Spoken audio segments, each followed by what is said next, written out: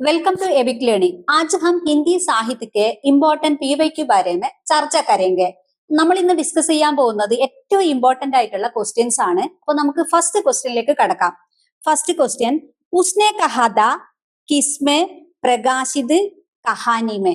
അപ്പൊ ഉസ്നെ കഹാദ കഹാനി പ്രകാശനം ചെയ്തത് എപ്പോഴാണെന്ന് ചോദിച്ചത്. Option A 1915, option B 1916, option C 1970, option D 1918. അപ്പോ ഇവിടെ നമ്മൾ പറഞ്ഞിരിക്കുന്നത് കേട്ടറ്റ് എക്സാമിന് നമ്മുടെ സിലബസിൽ വളരെ വ്യക്തമായിട്ട് കൊടുത്തിട്ടുള്ള ഒരു സാധനമാണ് എന്ത് വരുന്നത്, ഉസ്നെ കഹാദ കഹാനി. അപ്പൊ ഉസ്നെ കഹാദ കഹാനിയുടെ രചനക്കാരാണ് ആര്? ചന്ദ്ര ശർമ്മ ഗുലേരി.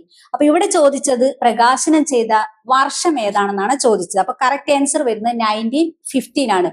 Option A 1915. അപ്പൊ ഇവിടെ 1918 എന്ന് പറഞ്ഞാൽ സേവാസദൻ പ്രകാശനം ചെയ്ത, സേവാസദന്റെ രചനക്കാരാണ് ആര്? പ്രേംചന്ദ്. പ്രേംചന്ദിന്റെ വളരെ പ്രധാനപ്പെട്ട ഫസ്റ്റ് ഉപന്യാസമായിട്ടാണ് സേവാസദൻ കണക്കാക്കുന്നത്. ഓക്കെ, അപ്പൊ നമുക്ക് നെക്സ്റ്റ് ക്വസ്റ്റ്യനിലേക്ക് കടക്കാം. ഉഷാ പ്രേമദാക്കി കഹാനി മേ വാപസി മേ ചിത്രിത് സമസ്യ ക്യാ ഹെ. ഉഷാ പ്രേമദയുടെ കഹാനിയായ വാപസിയിലെ എന്താ ചോദിച്ചത്? ഇവിടെ വാപസിയിലെ സമസ്യ എന്താണെന്നാ ചോദിച്ചത്. അപ്പൊ നമുക്ക് കേട്ടറ്റ് എക്സാമിന് എപ്പോഴും ചോദിക്കുന്നതാണ് ഉഷാ പ്രേമദ. ഉഷാ പ്രേമദയുടെ കഹാനി വാപസി. ഓക്കെ, വാപസിയിലെ കഥാപാത്രമാണ് ഗജാദർ ബാബു. അപ്പൊ ഇവിടെ പറഞ്ഞിരിക്കുന്നത് ഗജാദർ ബാബുവിന്റെ ആഫ്റ്റർ റിട്ടയർമെന്റ് കഴിഞ്ഞപ്പോഴുള്ള പ്രശ്നങ്ങളാണ് നമുക്ക് എന്തിൽ പറഞ്ഞിരിക്കുന്നത്, നമ്മുടെ വാപസിയിൽ പറഞ്ഞിരിക്കുന്നത്. അപ്പൊ ഇവിടെ ഓപ്ഷൻ കൊടുത്തിരിക്കുന്നത് ഓപ്ഷൻ എ ജമീന്ദാരി ശോഷൺ, ऑप्शन बी पारिवारिक मूल्यों का विघटन, ऑप्शन सी दहेज प्रथा, ഓപ്ഷൻ ഡി ജാതിഗത ഭേദഭാവ്. അപ്പൊ ഇവിടെ കറക്റ്റ് ആൻസർ വരുന്നത് പാരിവാരിക മൂല്യം കാ വിഘടൻ. കുടുംബ പ്രശ്നങ്ങളാണ് എന്ത് പറഞ്ഞിരിക്കുന്നത് ഇവിടെ വാപസിയിൽ മെയിൻ ആയിട്ട് പറഞ്ഞിരിക്കുന്നത്. അപ്പൊ കറക്റ്റ് ആൻസർ വരുന്നത് ഓപ്ഷൻ ബി ആണ്. ഇത് കേട്ടറ്റ് എക്സാമിന് നമുക്ക് വളരെ തിരിച്ചു മറിച്ചും ചോദിക്കുന്ന ഒരു ക്വസ്റ്റ്യൻ ആണ്. ओके, नेक्स्ट क्वेश्चन നമുക്ക് 3ലേക്ക് കടക്കാം. ക്വസ്റ്റ്യൻ നമ്പർ 3, ഇൻമെ കോൺസ തുളസിദാസ് കാ ഗ്രന്ഥ് നഹി ഹെ. ഇവിടെ എന്താ ചോദിച്ചിരിക്കുന്നത്? തുളസിദാസിന്റെ ഗ്രന്ഥമല്ലാത്തത് ഏതാണെന്നാ ചോദിച്ചത്. Option A Vairagya Sandipani, option B Parvati Mangal, option C Ramchandrika, option D Krishnagitavali. ഇവിടെ കറക്റ്റ് ആൻസർ വരുന്നത് ഓപ്ഷൻ സി ആണ്, രാമചന്ദ്രികയാണ്. രാമചന്ദ്രിക ആരുടെ രചനയാണ്? രാമചന്ദ്രിക കേശവദാസിന്റെ രചനയാണ്. കേശവദാസ് രീതികാലുള്ള രചനക്കാരൻ, റൈറ്ററാണ്. അപ്പൊ നമുക്കിവിടെ ചോദിക്കുന്നത് തുളസിദാസിന്റെ പാർട്ടിൽ നിന്ന് ഏതെങ്കിലും ഒരു ഭാഗം നമുക്ക് ചോദിക്കൂ. അപ്പൊ തുളസിദാസിനെ പറ്റി പറയുകയാണെങ്കിൽ രാമചന്ദ്ര ശുക്ലജി അംഗീകരിച്ച 12 രചനകളും നമ്മൾ തുളസിദാസിന്റെ പഠിച്ചിരിക്കണം. അപ്പൊ തുളസിദാസ് അവധി ഭാഷയിലും ബ്രജ് ഭാഷയിലും രചനകൾ എഴുതിയിട്ടുണ്ട്. അപ്പൊ തുളസിദാസിന്റെ ബ്രജ് ഭാഷയിൽ എഴുതിയ രചനകൾ ഏതൊക്കെയാണെന്ന് നമുക്ക് ഫസ്റ്റ് നോക്കാം.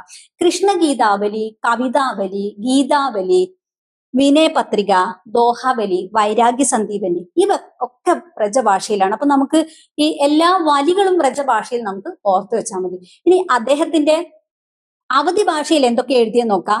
അവധി ഭാഷയിൽ എഴുതിയ രചനകളാണ് എന്ത്? രാംലല നെഹജു, രാംചരിത് മാനസ്, പാർവതി മംഗൾ, ബർവൈ രാമായൺ, രാമഖ്യ പ്രശ്നൻ. ഇതൊക്കെ ഏതിലാണ് എഴുതിയിട്ടുള്ളത്? അവധി ഭാഷയിലാണ് എഴുതിയിട്ടുള്ളത്. തുളസിദാസിന്റെ നമ്മൾ പഠിക്കുകയാണെങ്കിൽ എല്ലാ കാര്യങ്ങളും പഠിച്ചപ്പോൾ നമുക്ക് അതിൽ ഒരു ക്വസ്റ്റ്യൻസ് നമുക്ക് പ്രതീക്ഷിക്കാം കാറ്റഗറി 3 and 4. ഓക്കെ, അപ്പോ നെക്സ്റ്റ് വരുന്നത് 4ാമത്തെ ക്വസ്റ്റ്യൻ, ഇൻമെ ജയശങ്കർ പ്രസാദ് കാ നാടക് ഹെ. ജയശങ്കർ പ്രസാദിന്റെ നാടകമാണ്. Option A Dashashwamedh, option B Konark, option C Vishakh, option D Rakshabandhan. ഇവിടെ കറക്റ്റ് ആൻസർ വരുന്നത് വിശാഖാണ്. ഓക്കെ, അപ്പൊ ഇവിടെ ജയശങ്കർ പ്രസാദിനെ പറ്റി പറയുകയാണെങ്കിൽ ജയശങ്കർ പ്രസാദ് എന്തായിരുന്നു? ഐതിഹാസിക നാടകം എഴുതുന്നില്ല. ജയശങ്കർ പ്രസാദിക അധിക്തർ നാടക ഐതിഹാസിക നാടക. അപ്പൊ ഐതിഹാസിക നാടകം എഴുതുന്നതിൽ വളരെ പ്രധാനപ്പെട്ട രചനക്കാരായിരുന്നു ആര്? ജയശങ്കർ പ്രസാദ്. അപ്പൊ ജയശങ്കർ പ്രസാദിന്റെ ഫസ്റ്റ് നാടകമാണ് സജ്ജൻ, അന്തിമ നാടക ധ്രുവസ്വാമിനി. അപ്പൊ ജയശങ്കർ പ്രസാദിന്റെ ഇതിഹാസങ്ങൾ നിറഞ്ഞു കിടക്കുന്ന നാടകങ്ങളാണ് കൂടുതൽ. അപ്പൊ നമ്മുടെ സിലബസ് സ്കന്ദഗുപ്ത ചോദിക്കുന്നുണ്ട്. സ്കന്ദഗുപ്തിലെ കഥാപാത്രങ്ങൾ നമുക്ക് ചോദിക്കാറ് ജയശങ്കർ പ്രസാദിന്റെ നാടകമാണ് വരുന്നത്. ഇവിടെ ഓപ്ഷൻ എയില് ദശാശ്വമേധ് ലക്ഷ്മി നാരായണ മിശ്രിന്റേതാണ് ദശാശ്വമേധ്.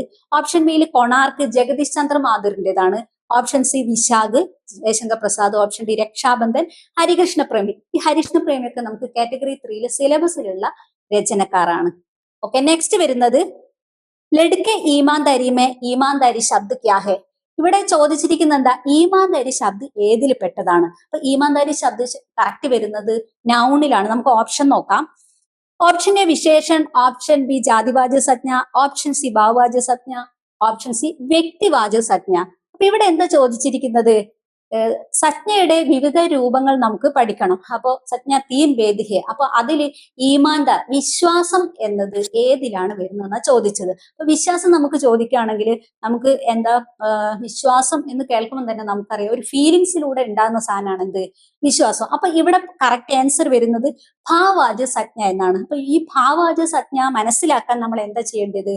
നമുക്ക് ടച്ച് ചെയ്യാതെ ഫീലിങ്സിലൂടെ ഉള്ള സാധനങ്ങളാണ് ഭാവവാചക സംജ്ഞ എന്ന് പറയുന്നത്. ഈ ഭാവവാചക സംജ്ഞയ്ക്ക് എക്സാമ്പിൾ ആണ് മിഠാസ്, മധുരം. നമുക്കൊരു ലഡു കഴിക്കുമ്പോൾ ഉണ്ടാകുന്ന മധുരം നമുക്ക് എന്ത് ചെയ്യാം, നമുക്ക് ടച്ച് ചെയ്യാൻ പറ്റില്ല. ഫീലിങ്സിലൂടെ മാത്രമേ പഠിക്കാൻ പറ്റൂ. ഇങ്ങനെയുള്ള ക്ലൂയിലൂടെയാണ് നമ്മൾ എന്ത് മനസ്സിലാക്കുക. കേട്ടറ്റ് എക്സാമിന് വളരെ 1 മിനിറ്റ് മാത്രമേ ഉള്ളൂ.